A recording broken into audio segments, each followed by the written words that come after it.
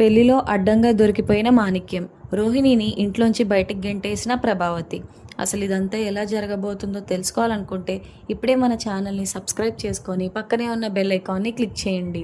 Bell click చేశాక ఆల్పై click చేస్తే మా ఛానల్ నోటిఫికేషన్స్ మీ ఫోన్లోకి వస్తాయి. పెళ్లి డెకరేషన్ అంతా మీనా చేతుల మీద జరుగుతుంది. అయితే మీనా దగ్గర పనిచేసే ఇద్దరు ఆడవాళ్ళు వరమాలలు తీసుకొచ్చి మీనా చేతికి ఇస్తారు. అబ్బా, వరమాలలు మాత్రం చాలా బాగున్నాయి అక్క, థ్యాంక్ యూ, చాలా బాగున్నాయి అని చెప్పేసి అంటుంది మీనా. కదా, చాలా బాగా అనిపించిందమ్మా మాకు కూడా. సరే వెళ్ళి ఇచ్చేసి వస్తాను, అయితే పెళ్లి కూతురికి ఇచ్చేస్తే ఇంకా పెళ్ళి మొదలవుతుంది కదా అని చెప్పేసి అంటుంది మీనా. సరేనమ్మా, వెళ్ళి ఇచ్చేసిరా అంటారు వాళ్ళు. అయితే మీనా అక్కడి నుండి వెళ్ళిపోయిన తర్వాత కరెక్ట్గా అప్పుడే ఫోన్ మాట్లాడుతూ మాణిక్యం అక్కడికి వస్తాడు. పెళ్లి మండపం ఇక్కడ, డెకరేషన్ ఇలా చేయాలి అనుకుంటూ వస్తాడు. అక్కడ పని వాళ్ళల్లో ఒక ఆవిడ మాణిక్యాన్ని చూసి, ఈయనేంటి ఇక్కడ, ఒక్క నిమిషం ఉండండి, నేను ఇప్పుడే వస్తాను అని చెప్పేసి మాణిక్యం దగ్గరికి వెళ్ళి, మాణిక్యం గారు మీరేంటండి ఇక్కడ అని చెప్పేసి అడుగుతుంది. నువ్వేంటమ్మా ఇక్కడ, నేను పెళ్లి కొడుకు తరపు నుంచి ఇక్కడ చుట్టాలు అవుతాను, పెళ్లి కూతురు వైపు కూడా నేనే చూసుకుంటున్నాను. మనం పెళ్లి పెద్దలుగా వ్యవహరించినప్పుడు అంత సక్రమంగా ఉందో లేదో చూసుకోవాలి కదమ్మా, అందుకనే నువ్వేంటి ఇక్కడ అని చెప్పగానే, మా మేడం ఈ డెకరేషన్ అంతా చేయించింది ఆవిడతో పాటు వచ్చాము, ఇంకో ఆవిడేమో భోంచేసేసి వెళ్ళాలి ఖచ్చితంగా అంటే ఇంక ఉండిపోయాం ఇక్కడే అని చెప్పేసి చెప్తుంది ఆ అమ్మాయి. అయితే ఓహో, అది అలా ఉండాలి ఓనర్లు అంటే, చక్కగా పనిచేసే వాళ్ళని కూడా జాగ్రత్తగా చూసుకోవాలి, అలాంటప్పుడే మనకి చాలా మంచి జరుగుతుంది, అలాగే వాళ్ళకి బాగుంటుంది. పోన్లే, నువ్వు ఖచ్చితంగా భోంచేసి వెళ్ళమ్మా. సరే, నీతో ఇంకా మాట్లాడొచ్చు కానీ నాకు పని ఉంది, నేను వెళ్తానే అని చెప్పేసి మాణిక్యం అక్కడి నుండి వెళ్ళిపోతాడు. వరమాలలు పట్టుకుని మీనా రంగారావు దగ్గర దాకా వెళ్తుంది. రంగారావుకి వరమాలలు ఇచ్చేసి, ఇదిగోండి బాబాయ్ గారు, ఇదిగో చూడండి ఎలా ఉన్నాయో మీరే చెప్పండి అంటే, ఏముందమ్మా, నీకులాగే లక్ష్మీదేవిలా కలకల్లాడిపోతున్నాయి, ఏదేమైనా మీ అందరి వల్లేనమ్మా ఈ కలంతా అని చెప్పేసి ఆనందపడుతూ ఉంటాడు రంగారావు. అయినా నేను తీసుకెళ్ళడం ఎందుకు, నీ చేత్తో నువ్వే వెళ్ళి ఇచ్చేసే, సుందరికి చక్కగా వేసుకొని వస్తుంది బయటికి అనగానే, సరే బాబాయ్ అని చెప్పేసి అక్కడి నుండి పెళ్లి కూతురు రూమ్లోకి వస్తుంది మీనా. ఇదిగో వరమాలలు తీసుకొచ్చాను అని చెప్పేసి అంటుంది మీనా. ఒకవైపు రోహిణి ఏమో సుందరికి మేకప్ దాదాపుగా వస్తుంది వేయడం. అప్పుడు మీనా అంటుంది, అబ్బా రోహిణి, ఎంత బాగా చేసావో మేకప్, చాలా బాగుంది అని చెప్పేసి అనగానే రోహిణి, థ్యాంక్ యూ మీనా అంటుంది. మాలలు ఇచ్చేసి మీనా మళ్ళీ ఆ పని వాళ్ళ దగ్గరికి వస్తుంది. అక్క, ఇదిగోండి ఈ వాటికి మీ డబ్బులు మళ్ళీ మర్చిపోతాను ఈ పెళ్లి హడావిడిలో పడి అనగానే, అయ్యో ఏం పర్వాలేదు మీనా అంటే, మీనా ఏం పర్వాలేదేంటి, ఇది మీ కష్టార్జితానికి నేను ఇస్తుంది, తీసుకోండి అని చెప్పేసి ఇచ్చేస్తుంది. అప్పుడు అందులో ఒక ఆవిడ, నీకో విషయం తెలుసా, నేను ఇప్పటిదాకా ఎవరితోటి మాట్లాడానో తెలుసా నీకు అని అడుగుతుంది మీనాని. అదేంటక్క, మీరు చెప్పలేంది నాకెలా తెలుస్తుంది, మీరు చెప్పలేంది అని చెప్పేసి అడుగుతుంది మీనా.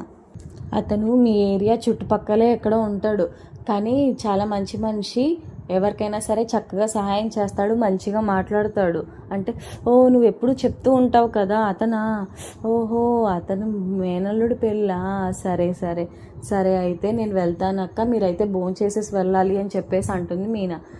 సరే మీనా, తప్పకుండా మేము మళ్ళీ వస్తాంలే, పని ఉంది, కొంచెం రెడీ అయ్యి వస్తాము అని చెప్పేసి అంటే, ఓకే అక్క, సరే వెళ్ళరండి అని చెప్పేసి అంటుంది మీనా. శృతి ఒకవైపు వెనకాల డెకరేషన్ బాగుంది కదా అని చెప్పేసి సెల్ఫీ దిగుతూ ఉంటుంది. అటువైపుగా ప్రభావతి నడుచుకుంటూ వెళ్తే, ఆంటీ ఇట్రండి అని చెప్పేసి అంటుంది. ఏంటమ్మా అని అడుగుతుంది ప్రభావతి శృతిని. ఈ శారీలో మీరు చాలా బాగున్నారు తెలుసా అని చెప్పేసి అంటుంది శృతి. అవునా, నాకున్న చీరల్లో అతి కాస్ట్లీ అయిన చీర ఇదే అంటే, మెరిసిపోతున్నారు ఆంటీ, ఒక పని చేద్దాం, సెల్ఫీ దిగుదాం, గుర్తుండిపోతుంది అని చెప్పేసి అంటుంది శృతి. సెల్ఫీయా, ఓకే అని చెప్పేసి అంటుంది ప్రభావతి. అప్పుడు శృతి, అబ్బా చాలా బాగున్నాయి ఫొటోస్ కూడా ఆంటీ అంటే, రోహిణి గనక మేకప్ వేసి ఉంటే ఈ చీర మీద ఇంకా బాగుండేది అనగానే రోహిణి అక్కడికి వస్తుంది. ఏంటి ఏదో అంటున్నారు ఏంటి అత్తయ్య అని చెప్పేసి అడుగుతుంది రోహిణి. ఏం లేదమ్మా, చీర చాలా బాగుంది, మీకు చాలా బాగుంది అని చెప్పేసి అంటుంది శృతి. అదే రోహిణి కనుక మేకప్ వేసి ఉంటే ఇంకా బాగుండేది అని చెప్పేసి అంటున్నాను అనగానే, ఏం పర్వాలేదు, ఎంతసేపు మేకప్ వేయడం, పదండి మీకు కూడా మేకప్ వేస్తాను అని చెప్పేసి అంటుంది రోహిణి. ఏ లేదమ్మా లేదు, ఇలాగే బాగుంది, ప్రశాంతంగా ఉంటాను, ఏం వద్దులే అని చెప్పేసి అంటుంది. అప్పుడు శృతిని, సరే మన ఇద్దరం ఎలాగో తీసుకున్నాం కదా, రోహిణికి నాకు తీయమ్మా అని చెప్పేసి అంటుంది శృతితో ప్రభావతి. అప్పుడు ఎల్లు రోహిణి నించు అక్కడ అని చెప్పేసి అంటుంది శృతి. ఇద్దరు కలిసి సరే అని చెప్పేసి దగ్గరికి నించొని రామ్మ రోహిణి అని చెప్పేసి అంటుంది ప్రభావతి. ఇద్దరు కూడా పక్క పక్కనే నించొని చక్కగా ఫోటోలు తీయించుకుంటారు. అటుగా వెళ్తున్న మీనా అది చూసి కొంచెం బాధపడుతూ ఉంటుంది. అయితే అప్పుడే శృతి మీనాని చూస్తుంది. చూసి మీనా అని చెప్పేసి ఫాస్ట్గా వెళ్ళిపోతుంది మీనా దగ్గరికి. సరే డెకరేషన్ పనులన్నీ అయిపోయాయా, పద వెళ్ళి తిందాం, చాలా ఆకలిగా ఉంది నాకు అని చెప్పేసి అంటుంది శృతి. అయితే వెళ్దాం పద అని చెప్పేసి అంటుంది మీనా. అప్పుడు ప్రభావతి అలాగే రోహిణి ఇద్దరు కూడా అటు పక్కగా వెళ్ళిపోతూ ఉంటారు. ఆంటీ పదండి మనం ఒక ఫోటో దిగుదాము, మీనా లేదు కదా ఫొటోస్లో అంటే. ఏం పర్లేదమ్మా, నాకు ఆకలిగా ఉంది, నేను వెళ్ళి తినాలి, ఫొటోస్ దిగుతూ ఉంటే నాకు ఆకలి మామూలుగా లేదు, పద రోహిణి మనం వెళ్దాం అని చెప్పేసి వెళ్ళిపోతుంది ప్రభావతి అలాగే రోహిణి. శృతి మాత్రం మీనాని చక్కగా మాట్లాడుతుంది. అదంతా వదిలే మీనా, ఆవిడ గురించి తెలిసిందే కదా, ఆవిడ 2 ఫోటోలు తీసేసుకునేసరికి సెలబ్రిటీలా ఫీల్ అయిపోతుంది, మన ఇద్దరం తీసుకుందాం అని చెప్పేసి ఇద్దరు ఫోటో దిగుతూ ఉంటారు. సరే పద శృతి మనం కూడా వెళ్ళి తిందాము, తర్వాత ఎప్పుడు తింటామో తెలీదు, పెళ్లి హడావిడిలో పడిపోయి అంటుంది మీనా. సరే పద అని చెప్పేసి శృతి అలాగే మీనా ఇద్దరు కూడా వెళ్ళిపోతారు. అప్పుడు బాలు కడుక్కొని చేతులు తుడుచుకొని వస్తూ షాక్ అవుతాడు చూసి. నాన్న దగ్గరికి వెళ్ళాలి, ఇది చూపించాలి అని చెప్పేసి పరిగెత్తుకుంటూ వెళ్తాడు సత్యం దగ్గరికి. నాన్న అర్జెంటుగా రానన్న, నీకో విషయం చూపించాలి, తొందరగా రానన్న అని చెప్పేసి తీసుకెళ్తాడు. ఇదేంట్రా ఇంత కంగారు ఏమొచ్చింది అని చెప్పేసి అంటాడు మనోజ్. పదండి అని చెప్పేసి లాక్కొని తీసుకెళ్తే ప్రభావతి, రోహిణి, శృతి, మీనా నలుగురు కూడా కూర్చొని టిఫిన్ తింటూ ఉంటారు. ఆ సీన్ చూడగానే అందరూ చక్కగా ముఖాల్లో నవ్వు వస్తుందన్నమాట. అప్పుడు మనోజ్, ఏంటి తింటున్నారు, అదేమైనా గొప్ప, దీనికోసం అంతలాగా హడలిపోయి పిలిచావు వచ్చి అని చెప్పేసి అంటాడు మనోజ్. అప్పుడు బాలు, నీకు అసలు ఏ విషయం అర్థం కాదు మట్టి బుర్ర, వాళ్ళు నలుగురు కలిసి కూర్చొని ఏనాడైనా తిన్నారా, చక్కగా కూర్చొని తింటున్నారు, అది కూడా కబుర్లు చెప్పుకుంటూ నవ్వుకుంటూ. ఇది మరి ఇంపార్టెంట్ విషయం కాదా నాన్న చెప్పండి మీరే అని చెప్పేసి అడుగుతాడు బాలు. అప్పుడు సత్యం, ఎందుకు కాదురా, ఇది ఖచ్చితంగా ఇంపార్టెంట్ విషయమే అని చెప్పేసి అంటే అప్పుడు రవి, ఒక పని చేద్దాం, వెళ్ళి మనం సర్వ్ చేద్దామా అంటే అప్పుడు మనోజ్, మనం ఏమైనా సర్వరా అని అడుగుతాడు. పిల్లలకి పెట్టడానికి సర్వింగ్కి పని ఏంట్రా, నడు అని చెప్పేసి అంటాడు బాలు. అప్పుడు నలుగురు అక్కడికి వెళ్తారు. అప్పుడు వెళ్ళిన తర్వాత మీనా, అదేంటండి మీరు ఇలా తీసుకొచ్చారంటే, మీనా ప్రశాంతంగా కూర్చొని తినండి, మేము పెడతాము, ఏం కావాలంటే అది అడగండి అని అంటాడు బాలు.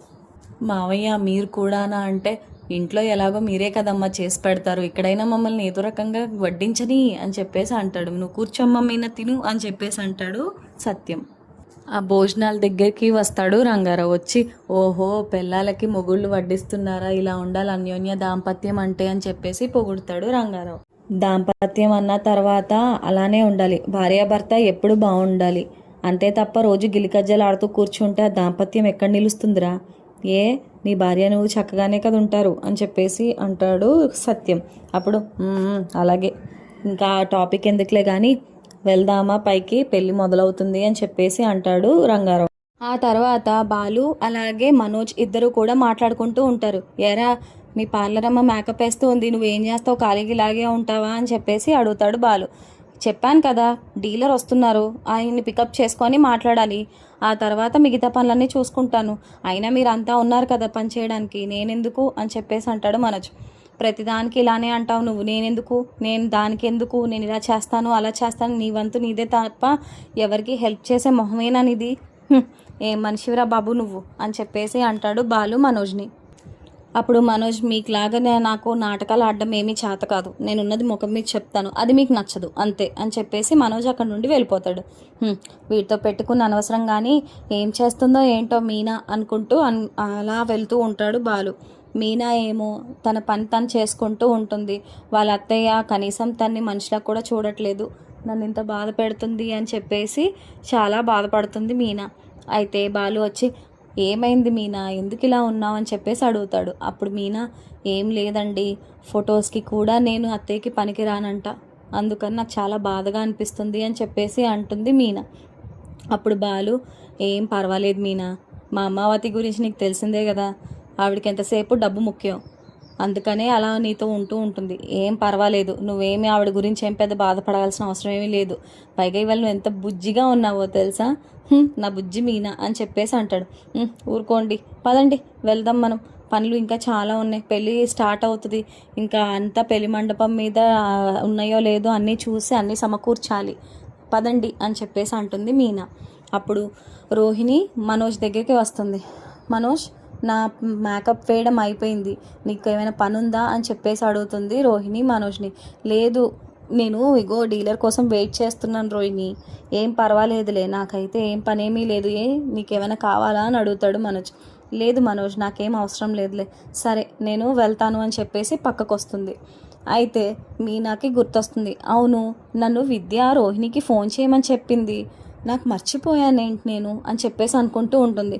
వెళ్ళి చెప్దామని అనుకోగానే మీనాని అవతల కామాక్షి పిలిచి, మీనా ఇలా రామ్మా, అమ్మాయికి పూలదండ జడవెద్దు కానీ నేను మర్చిపోయాను నీకు చెప్పడం అని చెప్పేసి అంటుంది.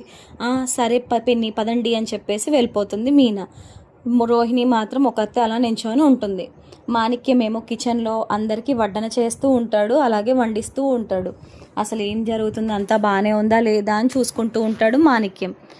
బాలు తన వంతు ప్రయత్నంగా అలాగే తన వంతు సహాయంగా అటువైపు మొత్తం అంతా చూసుకుంటూ కిచెన్లోకి వెళ్తాడు. కిచెన్లోకి వెళ్ళిన తర్వాత ఎవరో ఇతను చూసినట్టుందే అని చెప్పేసి ఆలోచిస్తూ ఉంటాడు. ఈ ముఖాన్ని ఎక్కడో చూసినట్టుంది అని చెప్పేసి కొంచెం ఇలా తొంగి చూడంగానే, మేకమామ ఇక్కడేం చేస్తున్నాడు, ఇతను మలేషియాలో కదా ఉండాలి, ఇక్కడేం చేస్తున్నాడు, అయినా ఇక్కడెందుకున్నాడు అని చెప్పేసి ఆలోచిస్తూ పక్క నుంచే ఒక ఆవిడ వెళ్తూ ఉంటుంది. అప్పుడు బాలు, ఏమండి ఎవరతను అని అడిగితే, ఈ పెళ్ళికి తనే పెద్ద బాబు, అన్ని దగ్గరుండి చూసుకుంటున్నాడు, పెళ్లి కొడుకు వాళ్ళ మేనమామంట అని చెప్పేసి అనగానే, పెళ్లి కొడుకు వాళ్ళ మేనమామ అంటే తను మలేషియాలో ఏమి ఉండడా అని అడిగితే, అతను మలేషియాలో ఎందుకు ఉంటాడు బాబు, అతను ఇక్కడే ఈ చుట్టుపక్కల మటన్ కొట్టుకుంటూ ఉంటాడు అని చెప్పేసి అనగానే, మలేషియాలో కాదా, ఇక్కడ ఉంటాడా, అంటే ఈ రోహిణి అబద్ధం ఆడిందా, చెత్త వీళ్ళ పని అని చెప్పేసి అనుకుంటాడు బాలు. అప్పుడు బాలు వెంటనే మీనా సత్యం దగ్గరికి వెళ్తాడు. నాన్న, ఇక్కడ చాలా దారుణం జరుగుతుంది, రోహిణి గురించి అలాగే అంతా బయటపడిపోయింది, నేను చెప్తాను ఏంటో అంటే, ఏం మాట్లాడుతున్నావు బాలు, ఏం జరిగింది అని అడుగుతాడు సత్యం. అప్పుడు బాలు, నాన్న అక్కడ ఎవడున్నారో చూపిస్తాను రండి, మీనా నువ్వు కూడా రా అని చెప్పేసి ఇద్దరిని తీసుకెళ్ళి చూపిస్తాడు. అప్పుడు మీనా చూసి, ఎవరండి అని అడుగుతుంది. చూడు మీనా, పూలగంప ముఖం వేసుకొని చూడొకసారి అంట.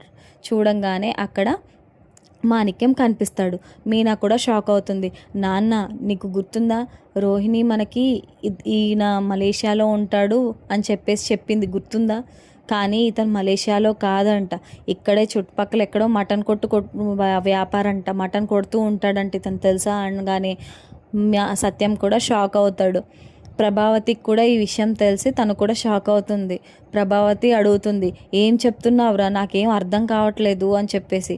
నీకేం అర్థం అవ్వాలమ్మా, ఇప్పుడే వచ్చావు, నీకు చెప్తున్నాను విను, అదిగో అడు మటన్ కొడతాడంట, అది కూడా ఇక్కడే కొడతాడంట, మలేషియా లాగా లేదంట, అక్కడ మలేషియా అంటే ఏంటో కూడా తెలియదంట, వీడిని రెడ్ హ్యాండెడ్గా పట్టుకుని రోహిణి విషయం బయట పెట్టించాలంటే.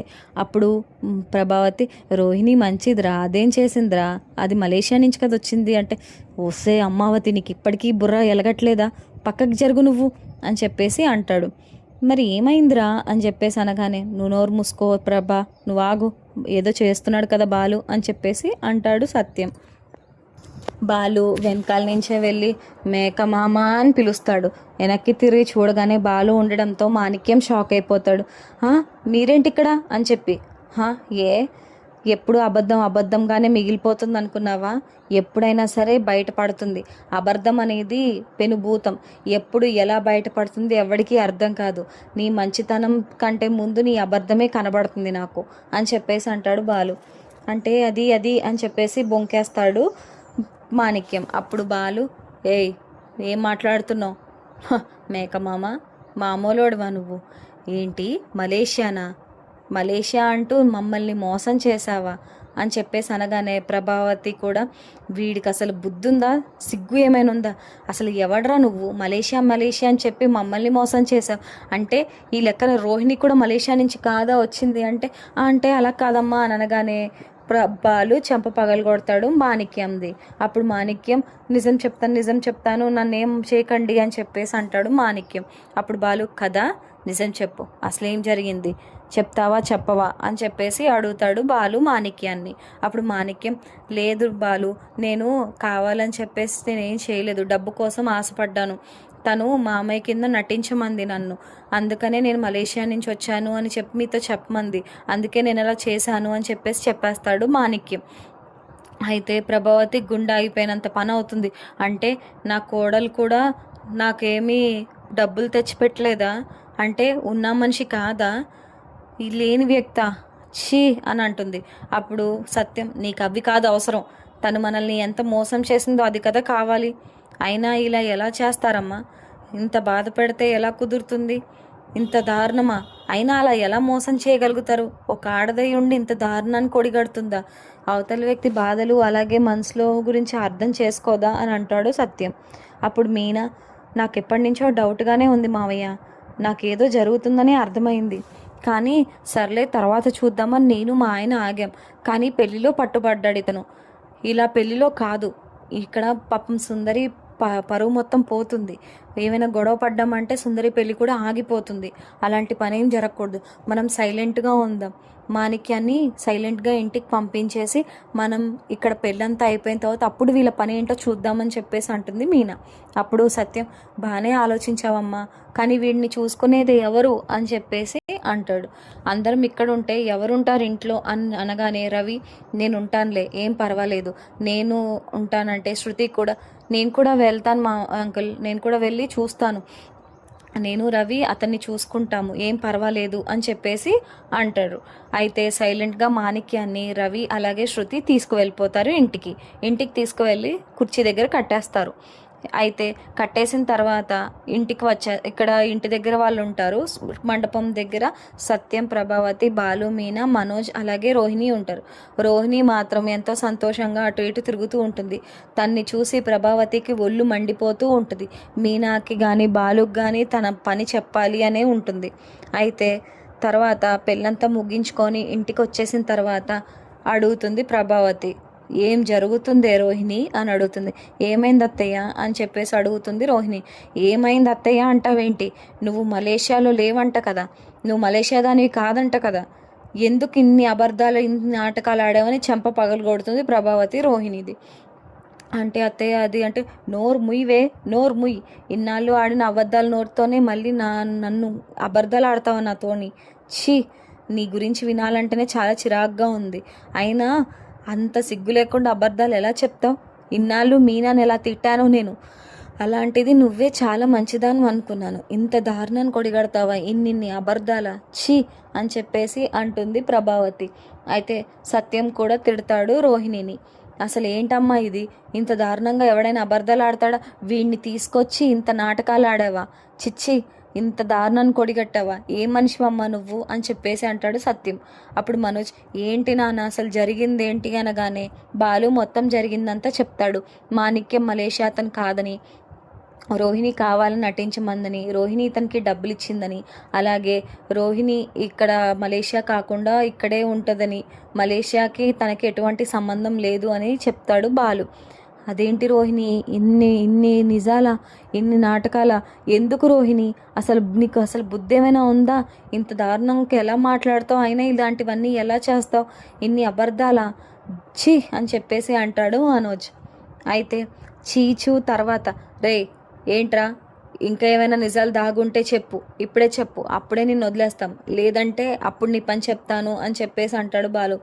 లేదండి, ఆవిడ అలా నాటకం ఆడమందనే ఆడాను, నాకు డబ్బులు ఇస్తానని చెప్పేసి ఆశ పెట్టింది, అందుకే డబ్బు కోసం కక్కుర్తి పడి పనంతా చేశానండి, నన్ను క్షమించండి, నన్ను వదిలేయండి ప్లీజ్ అని చెప్పేసి అంటాడు మాణిక్యం. అప్పుడు బాలు, సరే ఇంకొకసారి ఎవరి కొంపలైనా కూల్చాలని ప్రయత్నించావో ఊరుకునే ప్రసక్తే లేదు, పో బయటికి అని చెప్పేసి అంటాడు బాలు. మాణిక్యం అక్కడి నుంచి పరుగు పరుగున వెళ్ళిపోతాడు. ఒకవైపు రోహిణి కూడా చాలా చాలా ఏడుస్తుంది. అత్తయ్య ప్లీజ్ అత్తయ్య, నేను కావాలని అబద్ధాలు ఆడలేదు అత్తయ్య అంటే చెంప మళ్ళీ పగలు కొడుతుంది ప్రభావతి. నువ్వు నోరు ముయ్, చేయాల్సిందంతా చేసేసి ఇంకా ఇన్ని నాటకాలు ఆడతావా? అయినా ఎవరివే నువ్వు? అసలు ఎవరితివి నువ్వు? ఎలా వచ్చావు మా జీవితాల్లోకి? మలేషియా అంటూ నాటకాలు ఆడేసి నా మనోజ్ని పెళ్లి చేసుకున్నావు నువ్వు. అలాంటిది ఎన్ని నాటకాలు ఆడావు? అయినా మిగతావి ఏమైనా ఉంటే ఇప్పుడే చెప్పేసే, లేదంటే నేను అసలు ఊరుకునేదే లేదు అనగానే, నాకు ఇదివరకటే పెళ్ళయింది అత్తయ్య, నాకు ఒక బాబు కూడా ఉన్నాడు అనగానే ప్రభావతి గుండె పట్టుకొని అలా సోఫాలో కూర్చుండబడిపోతుంది. అప్పుడు ఇంత దారుణమా? ఏం మాట్లాడుతున్నావే? నీకు పెళ్ళైపోయి ఇంకా బాబు కూడా ఉన్నాడా? అవునత్తయ్య, ఆ బాబు ఎవరో కాదు, చింటూ అని చెప్పేసి అనగానే, చింటూనా అని బాలు మీనా ఇద్దరు కూడా నోరు వెళ్ళబెడతారు. అప్పుడు ప్రభావతి, ఎవర్రా చింటూ అంటే, నాన్న వాళ్ళ స్కూల్లో చదువుతున్నాడు ఆడు, నాకు తెలుసమ్మా అని చెప్పేసి అంటాడు బాలు. అప్పుడు సత్యం, ఏంటి చింటూ మీ అబ్బాయా? అంటే అప్పుడు వీడియో కాల్లో మాట్లాడినప్పుడు మారువేషం వేసుకొని వీడియో కాల్లో మాట్లాడింది నువ్వేనా అని అడుగుతాడు సత్యం. అవును మావయ్య అంటే, ఛీ ఎన్నిసార్లు అన్ని అబద్ధాలు ఆడావు, అన్నిటికీ ఊరుకున్నాను, ఆఖరికి ఈ పెళ్ళయిందన్న విషయం గురించి కూడా నాకు అంత బాధ లేదు, కానీ పాపం చిన్న బాబుని పెట్టుకొని నువ్వు ఇన్ని నాటకాలు ఆడావా? వాడి కోసం రమ్మంటే ఏకంగా మారువేషంలో వచ్చావు. ఎంత దారుణమైన తల్లివి నువ్వు. ఏ తల్లైనా ఇలా చేస్తుందా? ఛీ, ఏం మనిషివమ్మా నువ్వు. నువ్వు ఇస్తే నాకు ఇంట్లో ఉండడానికి వీలు లేదు, బయటికి పో అని చెప్పేసి గట్టిగా అరుస్తాడు సత్యం.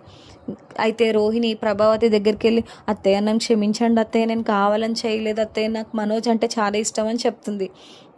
అయితే ప్రభావతి ఇలా సైలెంట్గానే ఉండిపోతుంది. మనోజ్ దగ్గరికి వెళ్ళి అడుగుతుంది, బ్రతిమాలుతుంది మనోజ్ని. మనోజ్ కూడా, నా దగ్గర అసలు ఉండకు, నువ్వు బయటికి వెళ్ళిపో, నాకు అసలు మాట్లాడనుకోలేదు, ఇంత నమ్మక ద్రోహం చేస్తావు, అసలు నా నోట్లోంచి మాట కూడా రావట్లేదు, వెళ్ళిపో రోహిణి ఇక్కడి నుంచి అని చెప్పేసి మనోజ్ పైకి వెళ్ళి లోపల గడి వేసుకొని ఏడుస్తూ ఉంటాడు. ప్రభావతి అయితే విపరీతంగా కోపంతో ఉంటుంది. నువ్వు నా కళ్ళ ముందు నుంచి మా ఆయన చెప్పినట్టుగానే బయటికి పో అని చెప్పేసి అంటుంది ప్రభావతి. అప్పుడు రోహిణి, అత్తయ్య ప్లీజ్ అత్తయ్య అంటుంది. అయితే ప్రభావతి జుట్టు పట్టుకుని బయటికి గెంటేస్తుంది రోహిణిని. ఆ తర్వాత రోహిణి ఎంత ప్రతిమాలినా సరే ప్రభావతి, నువ్వు కానీ నీ ముఖం నాకు ఇంకోసారి చూపించడానికి వీలు లేదు, అసలు నీ ముఖం కూడా నేను చూడదలుచుకోలేదు, ఇంత దారుణమైన మనిషివా నువ్వు, ఇంతుందా నీలో, ఇన్నాళ్ళు ఇంత మంచి మనిషి అనుకున్నాను నేను, ఇంత దారుణం చేస్తావా, చిచ్చి అని చెప్పేసి ప్రభావతి అంటుంది. అత్తయ్య ప్లీజ్ అత్తయ్య అని రోహిణి బ్రతిమాలుతుంది, కానీ ప్రభావతి మనసు కరగదు. ప్రభావతి డోర్ వేసేసి లోపలికి వచ్చి, నా కొడుకు బతుకు అన్యాయం అయిపోయిందని ఏడుస్తుంది. మరి ఆ తర్వాత ఏం జరగబోతుంది, రోహిణి ఏం చేయబోతుంది, అలాగే ప్రభావతి ఏ నిర్ణయం తీసుకోనుంది, ముందుగానే తెలుసుకోవాలనుకుంటే మన ఛానల్ని సబ్స్క్రైబ్ చేసుకొని పక్కనే ఉన్న బెల్ ఐకాన్ని క్లిక్ చేయండి. Thank you so much for watching.